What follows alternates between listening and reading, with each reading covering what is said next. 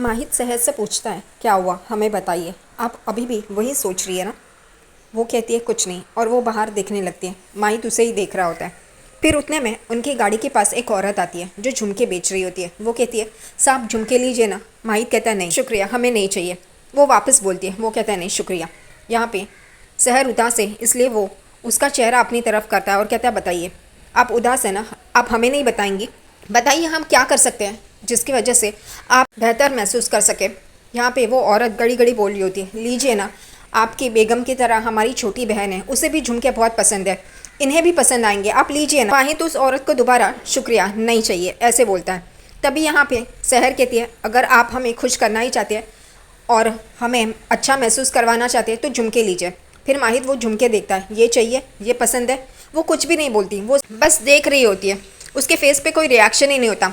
फिर वो अपना चेहरा दूसरी तरफ कर लेती है और बाहर देखने लगती है। माहिद उसे पूछ रहा होता है कि ये सही है क्या, ये चाहिए क्या। फिर माहिद वो झुमके एक दूसरे देखता है और कहता है ये। वो देखती है और बस देख ही रही होती है। फिर माहिद उस औरत को कहता है, ये दीजिए। तभी वो औरत कहती है, आपने तो बढ़िया झुमके पसंद किए हैं, ये उन्हें ज़रूर पसंद आएंगे। और वो लेता है और अपने पास रखता है।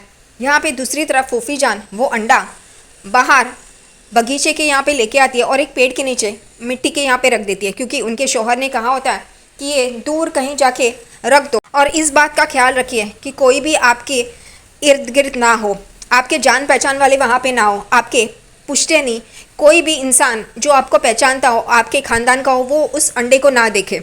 आप उस अंडे को दोबारा मत देखिए और वैसे ही चले जाइए। यहाँ पे वो जा ही रही होती है, उतने में हैदर उस अंडे को उठाता है और कहता है, अम्मी ये क्या, ये अंडा, ये आप क्या कर रही है। वो एकदम से चौंक जाती है, क्योंकि उस अंडे को किसी ने हाथ नहीं लगाना चाहिए था और उसके जान पहचान वाले पूछते नहीं, कोई भी उस अंडे को छुए ना। और वो कहती है कि ये क्या किया तुमने, बेड़ा गर्क हो, तुम ऐसे कैसे कर सकते हो, तुम हमारे बेटे हो, इस पे हमें अफसोस है, रखो वहाँ पे वो अंडा।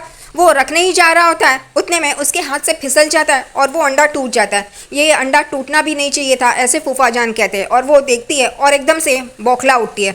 उसे बहुत ही गुस्सा आता है हैदर पे। वो कहती है कि इससे अच्छा तो मैंने किसी राह चलते गधे को भी बच्चा बना लिया था, तो वो भी आज हमारी फरमानी करता। लेकिन तुम ऐसे हो कि हाय अल्लाह, हम क्या करें इस बेटे को लेके, ये कुछ भी काम नहीं आता हमारे। और वो अपने सर पे हाथ मारती है। तभी यहाँ पे हैदर कहता है, अम्मी आप ये कब से टोटका करने लगी, आप तो शतरंज की बाजी चलने वाली औरत है, और ये क्या करिए आप, क्या आप शहर से डर गए जो ये टोटके पे आ गए। यहाँ पे हुस्ना एकदम से हैदर को देखने लगते हैं। तभी हुस्ना का फ़ोन बजता है, वो उठाती है। तभी वो दिलनाज लड़की रहती है, वो कहती है कि अमाल हमारे जासे में फंस गई है, उसने हमें होटल में बुलाया। यहाँ पे फूफी जान बहुत ही खुश होती है और हैदर को कहती है, हमारी चाल, पहली हमने ख्वाहिश मांगी थी वो तो पूरी हो गई, बस अब दूसरी भी हो जाए। हैदर को कुछ समझ में नहीं आता। हैदर पूछता है लेकिन वो कुछ बताती नहीं है। दूसरी तरफ यहाँ पे नियाजी मंजिल में माहिद और सहर आ जाते हैं। सहर कहती है, आप हमें नियाजी मंजिल में क्यों लेके आए। वो कहता है माहिद कि हम आपको बताते हैं, आपका मूड ठीक करना है। वो एकदम से देखने लगती है। दूसरी तरफ यहाँ पे कारपेंटर बच्चों के बेंच बना रहा होता है, क्योंकि परसों से बच्चों की नई बैच आने वाली है। तभी माहिद उस रूम में आता है और उसे कहता है कि आप अभी तक काम कर रहे हैं, आप जाइए। वो कहता है, नहीं, एक दिन में इतना काम नहीं हो पाएगा, हमें बेंचेस बनाने हैं, परसों से नई बैच जो शुरू हो रही है, आप ही ने कहा था ना। वो कहता है, हाँ, लेकिन आप दिन रात ऐसे काम करेंगे तो थक जाएंगे, आप जाइए, हम कहते हैं ना, आप जाइए। वो बेचारा वहाँ से चला जाता है। उसके जाने के बाद माहिद वो सब देखता है और फिर दरवाजे के बाहर आता है और यहाँ वहाँ चुपके से देखता है। फिर धीमे आवाज़ में पुकारता है, सहर, और उस तरफ देख रहा होता है जिस तरफ सहर छुपी होती है। फिर सहर एक दीवार के पीछे छुपी होती है। वो सुनती है कि माहिद पुकार रहा है, इसलिए फिर वो चुपके से देखती है और फिर माहिद उसे इशारा करता है कि आ जाओ, कोई भी नहीं है। वो वहाँ पे चली जाती है जहाँ पे माहिद खड़ा होता है और फिर कहती है, हाँ बोलिए। वो कहता है, अंदर चलिए कमरे में।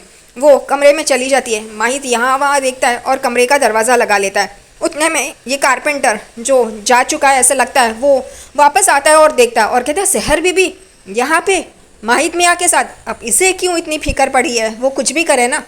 और फिर सहर अंदर आती है, माहिद दरवाज़ा लगा लेता है। सहर कहती है, आप हमें यहाँ पे क्यों लेके आए। वो कहता है कि आपको बच्चों के लिए बेंच बनाने हैं। वो कहती, हमें तो आता नहीं है, आप ये काम कारपेंटर को बोलिए।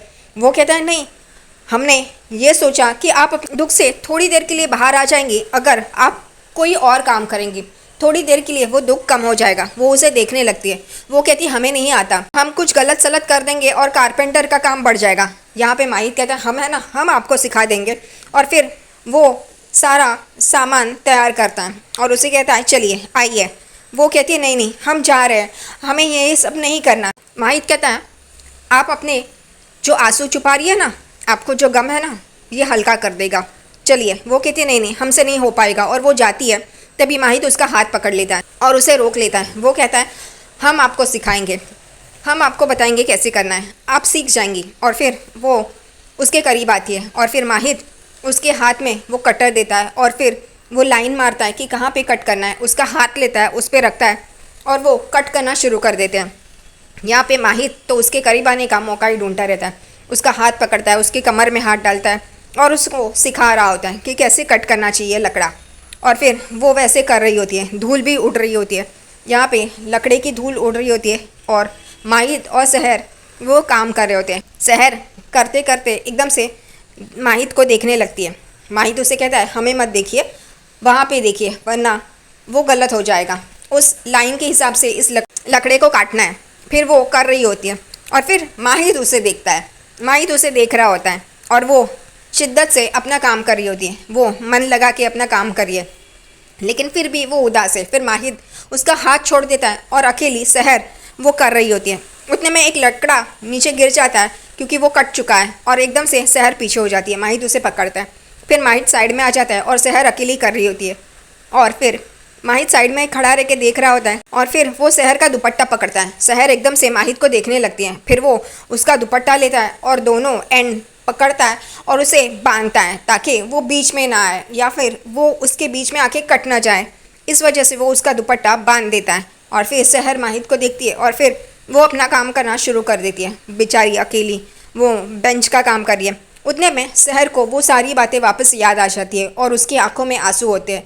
उसे दर्द हो रहा होता है और ये माहित देख लेता है। उसकी आंखों से आंसू छलक रहे होते हैं और ये माहित देख लेता है। अब माहित कैसे बर्दाश्त करेगा कि ये सहर की आंखों से आंसू आ रहे हैं। फिर वो वहाँ से चला जाता है। सहर एकदम अपने साइड में देखती है तो माहित वहाँ पे नहीं होता। दूसरी तरफ नियाजी मंजिल में फूफा जान एकदम जोश में आ गया है। वो सबको मुलाजिमों को बुलाते हैं और कहते हैं कि बावर्ची खाने का सारा सामान आ गया। वो कहते हैं हाँ, हमने लिस्ट दी थी वैसे आ गया। वो कहते हैं हाँ। फिर वो दूसरे मुलाजिम को बुलाते हैं और कहते हैं लाइटिंग का क्या हुआ। सब माहित के एंगेजमेंट के लिए तैयारी शुरू कर देते हैं। फूफा जान वो कहते हैं हमें लिस्ट दीजिए। वो लिस्ट लाने के लिए चला जाता है। उतने में ये बाकी के मुलाजिम भी चले जाते हैं। उतने में इंसा आती है और कहती है फूफा जान हमें भी तो कुछ काम बताइए ना। वो कहते हैं तुम्हें लाइटिंग का काम आता है या बावर्ची खाने में हमारा हाथ बटाओगी। वो कहती है हम सोच रहे थे कि हम मेहंदी वाली को बुला ले, हम जानते हैं। तभी फूफा चंद बराबर से उसे जवाब देते हैं और कहते हैं अगर तुमने खुद ने तय कर लिया कि तुम्हें क्या करना है तो हमसे क्यों पूछ रही हो। वो एकदम से देखने लगती है। उतने में वो दूसरा मुलाजिम आ जाता है और वो लिस्ट देता है। यहाँ पे फूफा चंद कहती जाओ फिर वो काम करो, यहाँ पे क्या खड़ी हो। वो कहती है हाँ हम जाते हैं। और फिर वो लिस्ट देखते हैं और कहते हैं हाँ ये सारा सामान वैसे ही चाहिए। हमारी बेगम ने कहा है 7 साल बाद कि वो हमारे साथ हमारे गांव आने के लिए तैयार है, तो हमें जोश में ये सारा काम तो करना ही पड़ेगा ना। वो मुलाजिम को बोलते हैं क्योंकि मुलाजिम एकदम शौक हो जाते हैं कि फूफा जान इतने जोश में काम कर रहे हैं और वो भी माहित की मंगनी के लिए। यहाँ पे दूसरी तरफ सहर देखती है तो माहित पानी और एक बर्तन लेके आता और उसे कहता है कि आपकी आंखों में आंसू है ना तो आप अपना चेहरा पोंछ लीजिए। वो कहती है हाँ, वो इस लकड़ी की धूल उड़ रही थी ना, इस वजह से आंखों में चुभ रहा था, इसलिए आंखों में से आंसू आ रहे थे। माहित उसे पानी देता है। वो अपना मुंह साफ कर लेती है और अपने दुपट्टे से मुंह पोंछती है।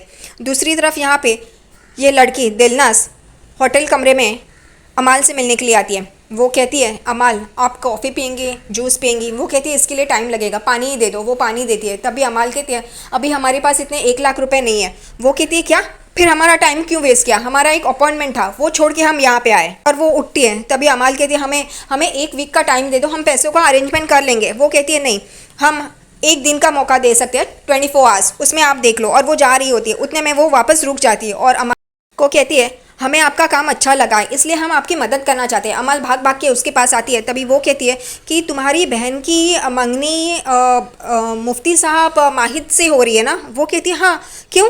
वो कहती है कि वहाँ पे ही बहुत सारा काम चालू होगा। हमें एक औरत पता है जो आपको ये पैसे दे सकती है, लेकिन उसकी 2 कंडीशंस है। अमाल कहती है कौन सी कंडीशंस? वो कहती है कि उसे 6 महीने में वापस उसके पैसे चाहिए, इंटरेस्ट नहीं चाहिए, लेकिन वो पैसे चाहिए।